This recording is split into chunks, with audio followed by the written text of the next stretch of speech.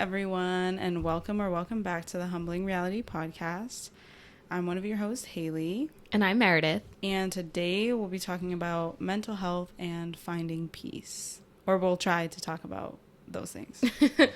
Yeah, we have some topics we want to hit. So kind of like the idea of being young, there's no need to rush, but also like how to take care of yourself to prepare yourself for when you're older and enjoying where we are now. Haley, why don't you start? Wow, thank you.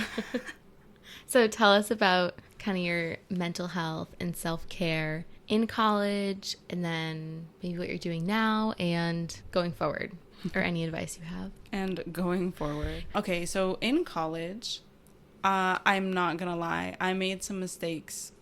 I did. I went into college, and you think to yourself, I'm fine. I did it in high school. Like, come on now. How hard can it be? And I will say, I feel like college for me was kind of easier than the last 2 years of high school. Yes. I was reeling. Yes, 100%. However, at the same time, if you're a procrastinator like I am, now I will say, please, if possible, get out of that mindset while you can. Get out of it sooner than later, because once you enter college and you're like, oh, I can finish this essay in like 3 hours, you're just going to do it every time. So try not to. Do you have any tips for like how you got out of procrastinating, or? I never said I did. Okay. I was like, I never laid claim. I did not do that. So no.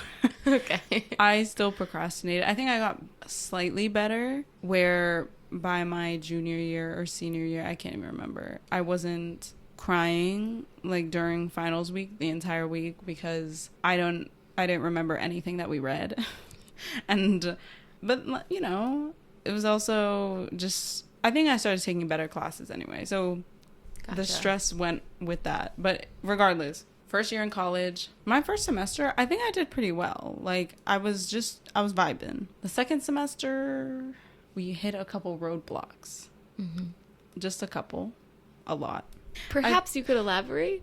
I took classes that, let's just say, I didn't love them. Okay. Which is fine. You don't have to love every single class that you take, y'all. However, when it came to finals time, I was like, yo, Haley, you don't remember not a lick of anything that you did. That's the problem. You need to remember material. And I just wasn't engaged, so I just did not. Yeah, if you don't like the material, you're not going to want to invest in it. Absolutely. Yeah, once that like final paper came, I was like, have no idea what to write. So second semester, we lived right next to one of the libraries on campus, and it was open all night. So the last week, finals week, I can't remember for how many days, but it was so bad because I had no idea what I would be writing about. And it was due anything the next day. And they would be due like, no, not even the next day. Oh. I wasn't that bad of a procrastinator. Like, they wouldn't be doing like 2 hours or anything. Some of them would be due maybe like 2 days from now. But if you don't know what to write, because you don't remember any of the material, that means you need to reread some stuff. And so I don't know if you have 2 days to do all that. Because you also have other classes. And they'd have back-to-back-to-back due dates. So, like, some things would be due, like, Tuesday, Wednesday, Thursday. And you're like, how the hell do I get out of this? So I didn't get out of it. Essentially, I think I asked for an extension on one of them. And she didn't really give it to me, even though I cried in her office. But she didn't give it to you when you cried? So, no. Was it like the day before? Okay. So basically what happened was, I knew I was going to need the extension, and she wrote on like the final paper, if you need an extension, you have to go talk to the dean and get his approval. So I was like, okay, that's what I'll do. And I was supposed to meet with her Friday. The paper was due Monday night, I think. And I was supposed to meet with her Friday, like, afternoon, just to go over, like, to plan what I was supposed to do, because, once again, I was struggling. But I set it up, and then she never came. She never showed up to the meeting, and she didn't email me back. Oh. All weekend. Okay. So some, like, professors are like, whatever, after a certain time on Friday, like, I'm not looking at my email, but Okay. I think it was like 2 p.m. our meeting was. Yeah. Well, if you had a meeting, then she should have. Yeah. Yeah, no. You have to tell me why you're not making the meeting. Yeah, absolutely. We have to make up the meeting. I'm sorry. We have to figure something out because why are you not speaking to me for 3 days? So I was like, fine. Okay. That's when I asked for the extension. Monday. No. Well, no, I think Friday night. Like, did you email her when you were like, hey, during the meeting, I was going to ask you for an extension? I was like, hey, during the meeting, I was hoping we could go over things, but since we couldn't, I'm going to ask for a day extension. I didn't ask for more than that. I asked for a day extension because I was like, we didn't get to talk about it. Right. So I would like to talk to you about it Monday, and then I'll have it done by Tuesday night. Mm-hmm. So I'll get the extension. So I went to my dean, and he was like, yeah, sure. Absolutely. Yeah. You can have a day. He was like, do you just want a day? Are you sure, like, you can get it right? Yeah. And I was like, a day is fine. You just want to figure out what you're doing. 24 hours more. Yeah. And so I told her. So Monday, she was like, oh my gosh, I'm sorry. I forgot. Da, da, da. And I hate that as an excuse, by the way. I don't really care that you forgot. That's not my problem. Mm-hmm. That's your problem. That became my problem. And now what do you want me to do? I want an extension. I'm not doing anything. You are giving me an extension. I went into our office and I told her, I was like, I have an extension from the dean. And she was like, you have to turn it in tonight. Why? And I was like, no. And she was like, too many people asked for an extension. And I was like, whoa, hold on a second. That's not my fault. Absolutely. You shouldn't be your punished. Fault. Yeah. That's not fair. I was like, I don't care what people asked. I got an extension from the dean as you laid out that we needed to do if we wanted an extension. So I did that. Mm-hmm. So what are you going to go with the dean? Mm-hmm. I was like, baby, you're not getting it tonight. So you turned it in late. And she was like, just turn in a rough draft and then I can look for your final draft tomorrow if that's what you want to do. And I was like, no, that doesn't make any sense. I am going to turn in the final draft tomorrow night because that is what makes sense. Yeah. So I was like, fine. And then I was starting to think, is it because I asked for the extension later than everyone else? Because then I can understand to some extent. I still would think it's unfair, but at least I could respect her not wanting to read so many essays so late when grades are due. Yeah. Fine. I could understand that perspective. I'd still be turning it in Tuesday night, but you'd take the deduction. Yeah, I'd take, I don't know, whatever the hell she was going to give. But then I was talking to my friend because she was in the same class as me. Stop. And she told me she lived in the same dorm as us. Okay. And so it was that night. Okay. I talked to her in the bathroom. After contemplating your life. Yes, exactly. Okay. I talked to her in the bathroom and I was like, hey girl, yeah, I just like can't pass it in today, blah, blah, blah. And she was like, oh, I mean, did you ask for an extension? I was like, yeah, I got an extension, but she wouldn't allow it. She was like, oh, when did you ask for the extension? And I was like, I told her that I was asking for the extension Friday and I told her I got it earlier today. Or I emailed her over the weekend, but I also told her in person today when I met with her. Yeah. And she was like, oh, I saw her after you. And she gave me the extension. Stop. No, I'm not playing. And what's funnier is she asked the dean after she asked her. And she gave her a 2-day extension. Now, let me tell you, I was this close. I'm not kidding. There's many things in life that I will just take on the chin and be like, okay, whatever, like, we'll move on. This was the first time I genuinely saw red. I was like, she watched me have tears stream out of my eyeballs in front of her, having a panic attack, telling her I couldn't get it done. And you're telling me she gave me one right after. The twitch in your eye. You're telling me. Dude, I was so mad. I've never been that pissed off before in my life. Did you, tell anyone or, I did not pass it in until Tuesday night, like I said. And I don't think she deducted anything based on, my final grade. Good. But if she had, I definitely would have, if my grade wasn't what it should have been, I 100% would have talked to the dean. The dean was like, don't worry about it. She has to give it to you. I'm going to make sure, she does. There's no ands, ifs, or buts about it. If I say you get the extension, you get the extension. She's just gonna have to grade it as such. I don't care.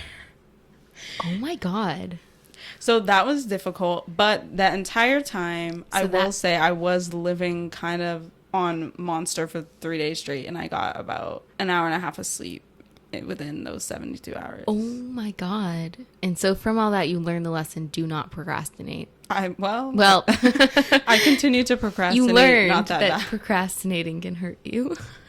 Yes, protect your mental health, y'all. I'm telling you, me and my friend, we were going feral. Like, there is quite literally nothing that can explain what happened during those 72 hours. Like, I would take a 20-minute nap where I would just shut my eyes, but I'd be so stressed that I would literally not take 1 ounce of sleep. I have no idea how I did well on these finals, because I wrote one of them in like 4 hours in the library right before it was due. Oh my God. And it was like 12 pages. Oh my God. Dude, we're not going to talk about it. You know what, guys? Don't procrastinate. First lesson. That's a big step for your mental health. It's not Yes. procrastinating. Second lesson is I know some people don't like to ask for extensions because sometimes it can just push off the stress. And I understand that. In college, though, if you can get one and you need one, get it. Yeah. Because there's really no reason. There's no reason to stress yourself out to the nth degree.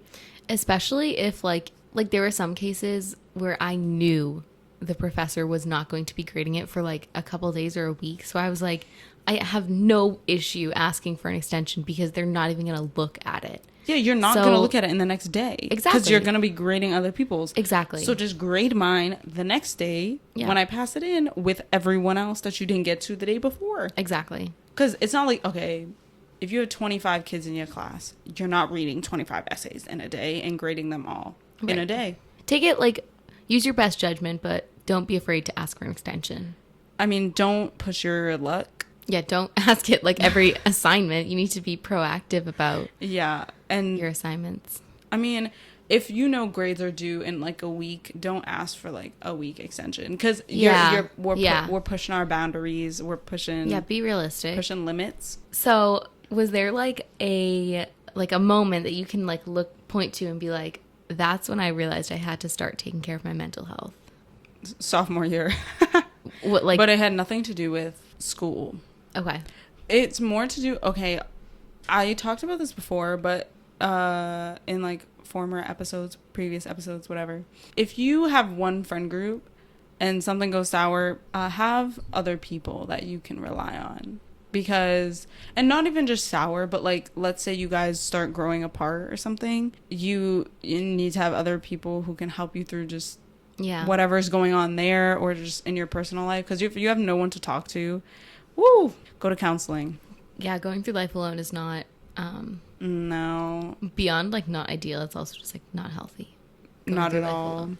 So that's when I realized, the first time I went to the counseling center is when I was like, I don't really have anyone to talk to about what I want to talk to someone about. So I need to go seek someone who can listen to me.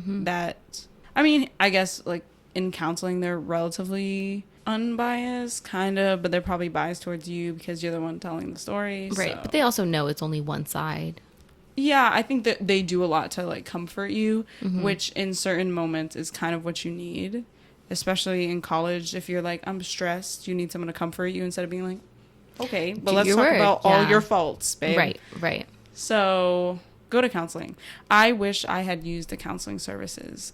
They were free. Yeah, same at UMass. Yeah, I wish I'd used them more. Do you have anything else to add to the point about like still being young, no need to rush, and maybe what you do for self-care and mental health now? Because you kind of recommended like, break the habit of procrastinating, try to break bad habits, but what about self-care? Like actually the bad habits, maybe I shouldn't phrase it like that. Honestly, I don't know what's a popular opinion and what's not a popular opinion depending on what space you're in, but I feel like regardless of who you are, therapy is beneficial if you're open to it. Obviously, if you're closed-minded, you're not going to get anywhere.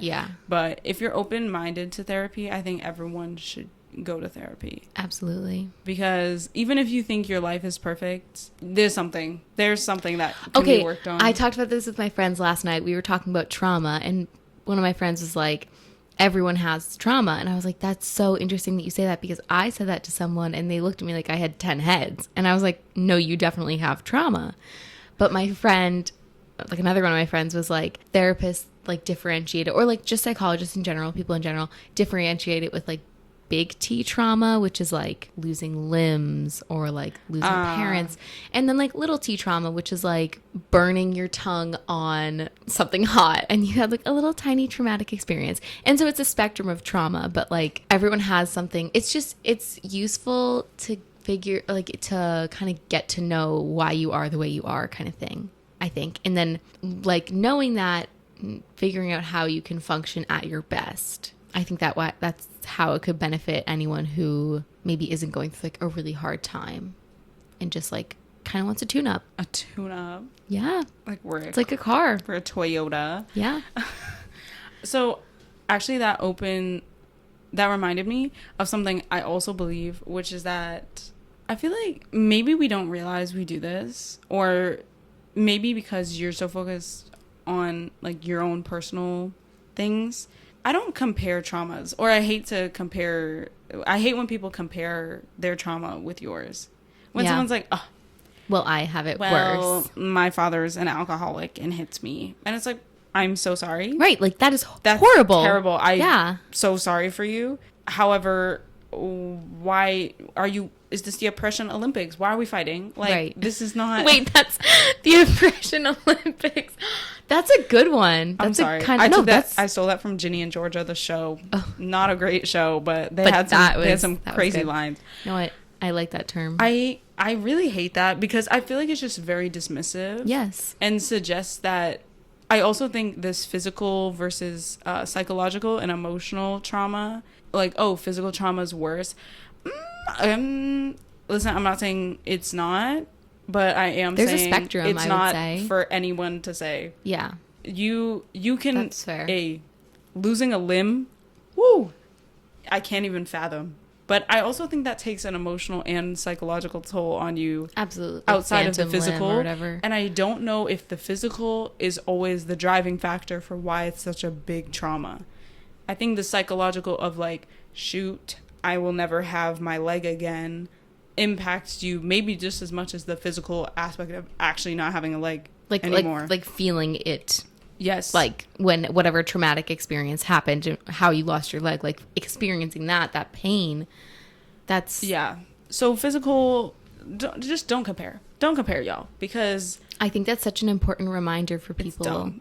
Is that like, just because someone else is going... Just because not even someone else that you can like pinpoint, just because anybody else is going through anything else that might be remotely harder or easier than what you're going through does not make what you are going through not valid.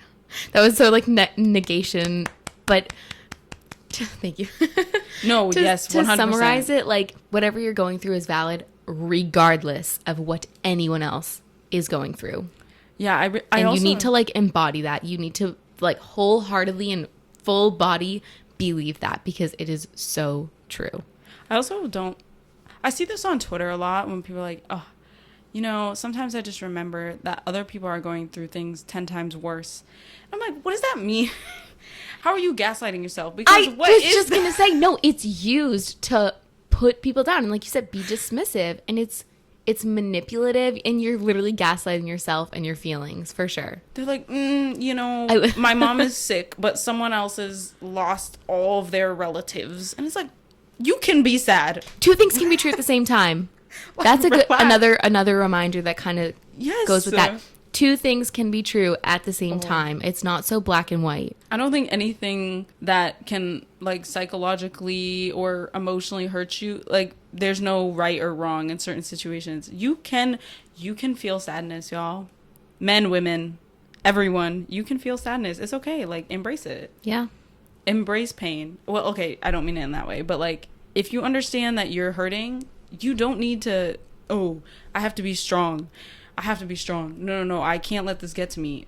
It's gonna get to you eventually. Yeah. I promise you, it will affect you. It kind of goes to, like, some people don't, like, explode. They hurt other people. And it's like that saying, hurt people, hurt people. I agree 100%. That, like, Guys, we're going to just start writing down the quotes that like the kind of reminders you need. And another thing is like working with kids, they always say behavior is a form of communication. And that is not just with kids.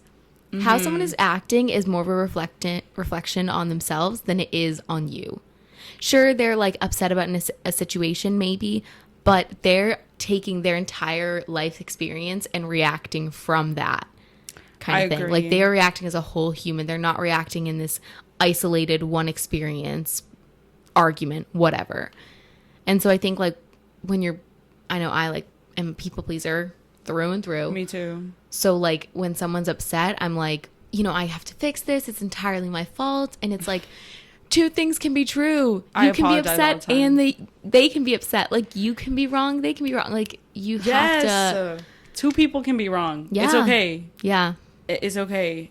You can be like, hey, I think you messed up here. Okay, fair. I think you messed up here. Yeah. And it's hard to, I think part of like embracing emotions, and at least I believe this, there are no good or bad emotions. I understand there's like, I think of them as like higher and lower because like if I feel happy, I would be like, my mood is elevated. Like I feel like, I literally feel taller. Like I'm more brisk walking through the day. Whereas if I'm sad, I'm like shoulders down, and like I describe it as like lower, but I don't think there's like good and bad emotions, because that's when you get into the whole like, I shouldn't be feeling this way. I should feel quote unquote good. And it's like, no, what are you feeling?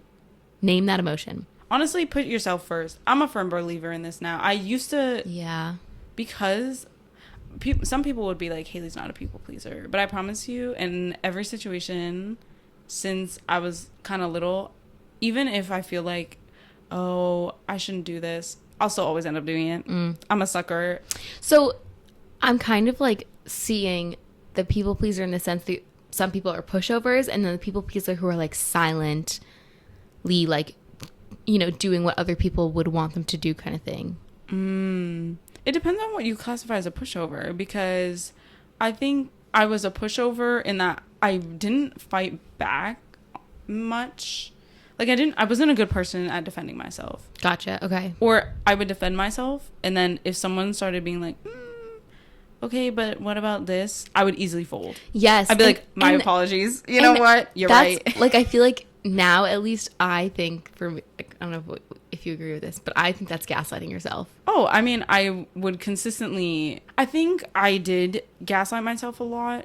I do it less now, I think, because I try to put myself first, but I still probably don't half the time. By the way, this is a very, very recent development, like a month ago, where something happened and I was like, shoot, Haley, this is what happens when you try to people please everyone, but then in doing so, you don't consider the consequences of people pleasing everyone, because someone's going to get mad. You can't please everyone. True. That's a good reminder. Write that down, guys. You cannot please everyone. Okay, I remember what I was going to say. Go. Being in touch with your emotions, like that kind of leads to being able to take ownership, which is a big part of communication. Like we talked about conflict and like admitting that like I can be wrong and someone else admitting they can be wrong, and like now we can find common ground to compromise. And so I, jumped back to like the point of being in touch with your emotions first of all, and then I think you can work your way into being like admitting you're wrong and it being okay that you are wrong, because you will be wrong. First of all, put yourself first, period. Because ain't nobody else putting you first. Promise you that. Yeah, everyone else is taking If you don't have your own back, I'd rather someone stab me in my front, because at least I can see it coming, than stab me in my back. But I was doing a lot of stabbing myself in the back. I have no idea. You're like, who is doing it? Oh my God. Who's sabotaging me? Oh shoot, it's me. So don't do that. And second of all, be mindful that everyone's going through something, and even if you might not understand it, or if you might not agree with like whatever emotion they're experiencing, it still does affect them. So I don't know, just be nice. Behavior is a form. Be kind-ish. You don't have to be Mother Teresa, but you also don't have to make someone else's day worse just because of what you're going through. Yeah, and if you know they're going through something, like, relax. But I think if two parties are mad or sad or upset, having a conversation right away is never going to solve anything, because you'll just do way more harm than good. Yeah. And I think, I think that's the case for everything. I think I'm curious what your thoughts on the phrase or the advice, never go to bed angry. So number one, it depends on the situation, or more so, it depends on the relationship. If you're husband and wife, and like your wife, if she goes to bed angry, she's not talking to you for like a month, that's a different conversation. That's unhealthy. You need to get out of Exactly. that relationship. So I think it depends on the level of anger, or more so what the argument was, or not argument, what the situation was. I think it's definitely going to depend case to case, but I think if I had to pick one side over the other, I would probably, like, okay, maybe not one side or the other, but if it was like a really bad fight, for me personally, I cannot think in the moment. I do not process things in the moment. When I'm at an elevated emotion, any emotion, I do not process things in the moment. No, me neither. So I think for me personally, I'd be like, so sorry, I literally can't talk about this tonight. Like, I know we're both really angry and like we can't see eye to eye, but I need sleep. Like, I need my... I agree. I agree. Sleep. 100%. If I had to pick a side, I would pick the side of, it might be best I go to bed angry and then we talk about this tomorrow. Right, because like you said, like, nothing productive is going to come from it. And it, honestly, in my experience, nothing good has ever come out of me trying to process things when I'm in a highly emotional state. Exactly. I will fail. And there's nothing wrong with that, but I think the mentality shifting where it's like, people know that it's okay to be like, I am in an elevated emotion right now. I can't talk about this because it's not going to do any harm, or it's going to do more harm than good, kind of thing. I think some people don't think about it like that, or they're not as... I will not be marrying them. Yeah, everyone processes like emotions or highly emotional states differently. For me, though, first of all, I get high anxiety, like very high anxiety in any emotional state. So like if I'm angry, I'm anxious about whatever's about to happen next. Period. So if I get upset with someone, I'm anxious about, like, confrontation is something I hate, because the anxiety will...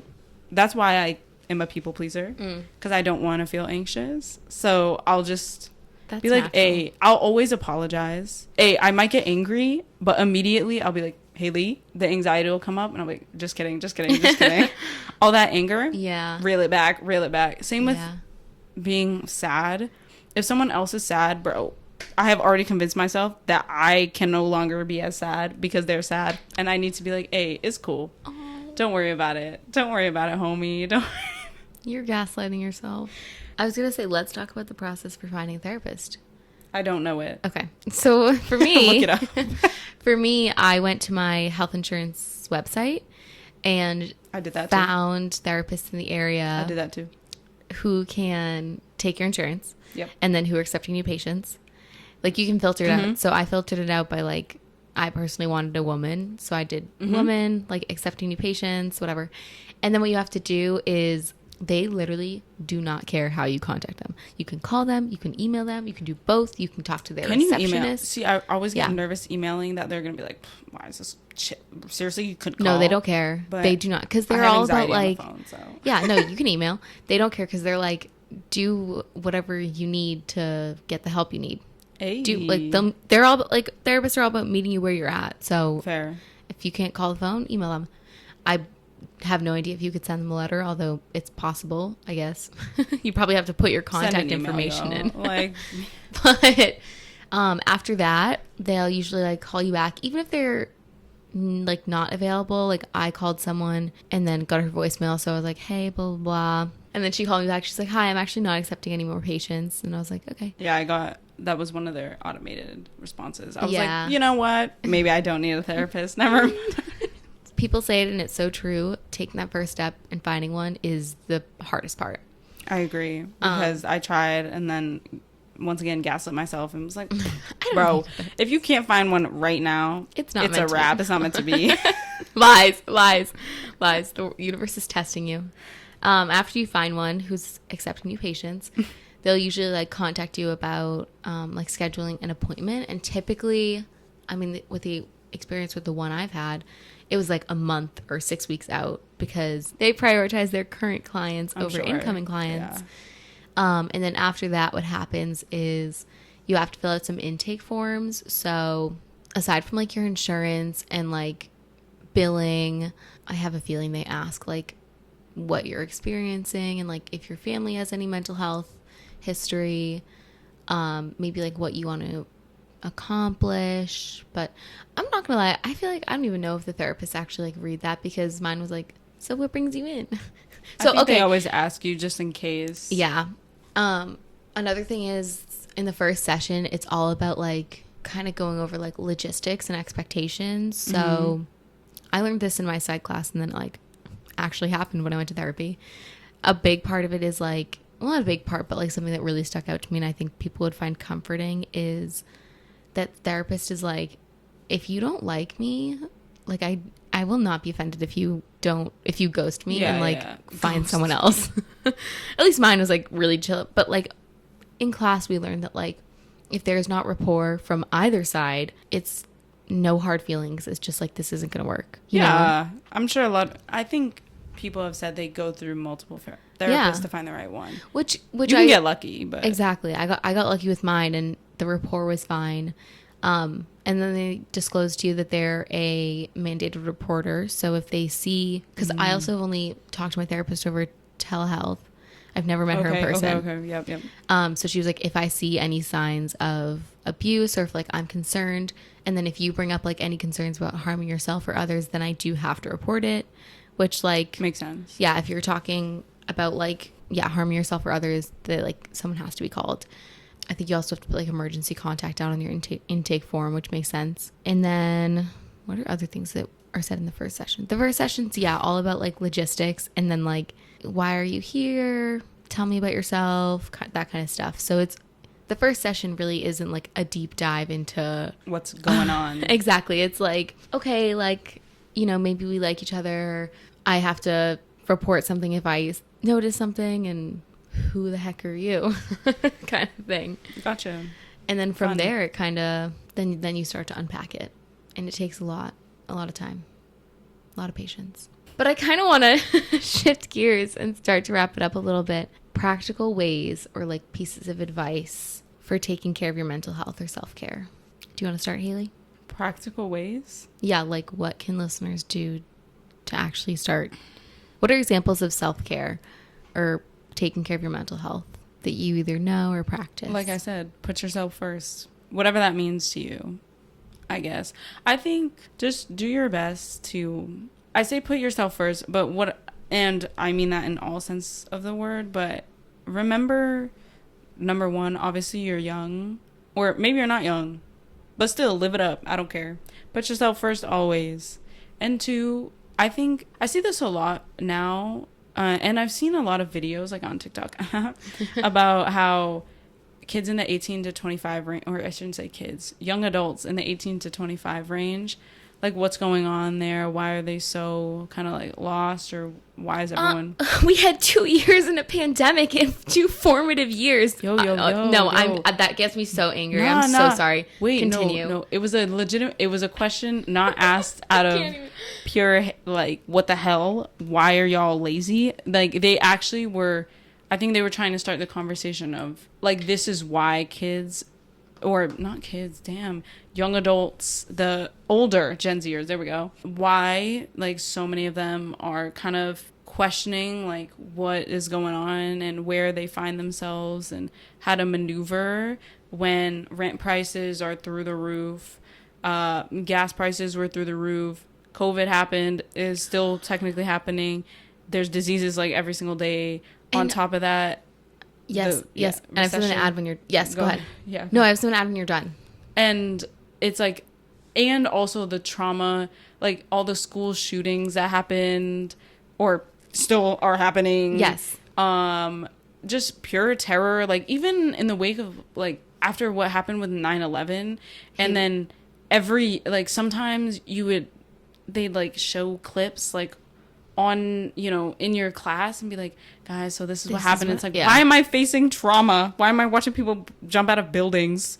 And just also seeing like police brutality on your phone because everything's accessible, seeing just brutality in general. You see people talk about like domestic abuse and then they put in a photo, and I'm like, Trigger warning. Babes, Like, what? Why am I experiencing the trauma now with you? With millions of other people. I think you hit the nail on the head, because when you were talking about stuff that we're going through now, I was like, Haley, there's like so much stuff that we experienced when we were so young and in such formative years. Yes. And to continue that, like you said, everything on the phone, everything is so accessible now. All this horrible information. There's no break. Exactly. And I think also, like, growing up, we weren't as aware of it, but I think now we are. Like, subconsciously, our, like, instincts are like, oh my God, this is the world that we live in.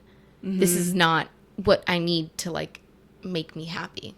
And the climate, just everything. It just seems like the world, we're coming to a big turning point, but it's just not turning the way we need it to. Mm-hmm. The older generations are like, y'all are just lazy. And people are like, no, respectfully, why are we working at a $39,000 job, going above and beyond, suffering mentally for you to fire me a year down the line because you can't afford me anymore? Like, babes, I'm tired. I'm just tired. And underpaid, and rent prices are, like you were talking about, like, if you look at the percent that a person had to pay, like, what percent of their paycheck had to go towards rent in, like, the 80s or something. Mm-hmm. I forget what the statistic was, versus now. No, ridiculous. It's crazy. People, like, ideally, I think you're supposed to put, like, 30% of your paycheck 30%, towards rent. No, people do well over half. Exactly. And that's not livable. And people are like, I wonder why everyone's so stressed, and no one wants kids, and no one can afford a house. It's like, are you kidding me? Yeah, why aren't you putting money away? What money? Yeah, literally, like, ain't nobody got money to put away. I'm literally paying for this awful apartment. Yeah, it's literally food. You guys won't. Food or Social Security. Babes, I'm sorry, I'm paying for food. Like, I have to survive. And that's just the reality. And I think older generations will always believe, like, people are lazy. You know what? This opens up. We're gonna talk about this a little bit later on we're gonna talk about a lot of things, I'm sure, later down the road, but I just want to bring this point up real quick. 100%, I'm a firm believer. The arts, I don't know what happened. There was some point where people were just like, what the hell are the arts for? Or, like, the arts became kind of like the joke or, like, the punchline of the things that you can do after college, kind of punchline, where all the people who talk about, like, content creators, or not just content creators, podcasters, photographers, like, anyone who's doing things where you're just, like, not a conventional job in the arts, digital media anything. Gotcha. Digital media, anything in media, maybe, for the most part, unless you work for, like, a media company. For some reason, everyone's like, it's not that hard. Like, why do you do that? Why don't you get a real job? I think we talked about this, and we were like, it is time consuming and it pays the bills. How else would you qualify a job? Where do you go to relax, babes? You go to, like, see a concert. You go to an art, like, gallery, museum. Yeah. You go. What do you think? If those things went away, what are you gonna go back to work to relax? Come on, be serious. I think also we kind of touched on this, like, capitalism thrives off creativity, but capitalism doesn't, or, like, reward creativity. Yes, pay. Like, yes, but, well, I feel like there's the side of creativity that's, like, engineers who are, like, so sought after, but we don't teach creativity in schools, because then everyone would be creative, and then it's not capitalism, because, well, I mean, like, imagine what the world could be, though, like, if we could monetize the arts. It would be like a much more competitive, first of all, industry, but also just, like, the people would be economy happier. Would be, yeah. If you could, I think, honestly, if you could do what you wanted, and I'm not saying that corporate isn't doing what you want. If you want to do corporate, I don't give a crap. I just feel like it's either corporate, like, joining the people you hate and making money, or going the nonprofit, or like the civil rights path, humanitarian, and making, like, no money. Yeah. Like, why the hell are those the choices? Why are you not rewarded for literally making society a better place for people to live in? That's the point. And I think that's the issue. That also has to do with mental health. Listen, go look at the Scandinavian countries. Come back and tell me that you think their quality of life... Actually, tell me what you think it's better because of. I'm curious. Do you think they have no struggles? I don't know. You know, universal healthcare maybe could save people's mental health.